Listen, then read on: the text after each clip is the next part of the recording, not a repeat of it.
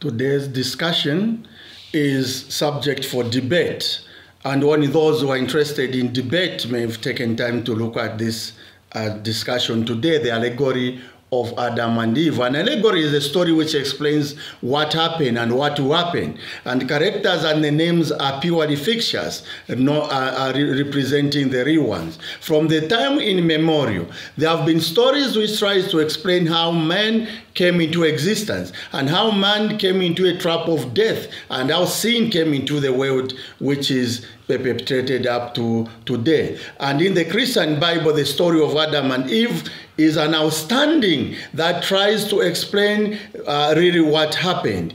And of course, for an intellectual and a serious researcher, the story is still not convincing. It's still not convincing. Why? Because there are a number of questions which will arise. For example, what type of a fruit was it? Is it an apple, or avocado? What type of a snake? Was it a python or an anaconda or a cobra? Were the snakes walking? Did they have legs? Were they talking? And so on. Look, they say that the cause of death is sin. The cause of death is sin. If Eve was the first to sin, she would have the first to die. But she was not. Abel was the first to die. Abel, who must have been the first sinner, people must understand.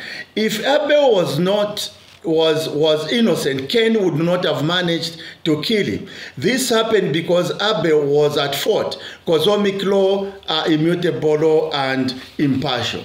This tells that Abel was the first to bring death into the world, not Eve, Adam, or Cain. Therefore, Abel was the first violation of the law of immortality for the human race.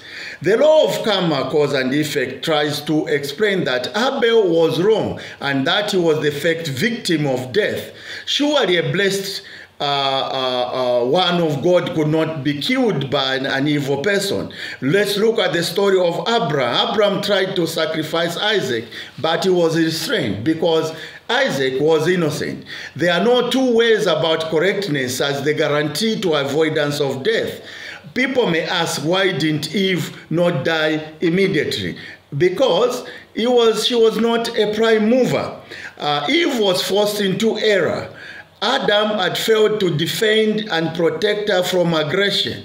Adam had the responsibility to safeguard Eve, but he relaxed.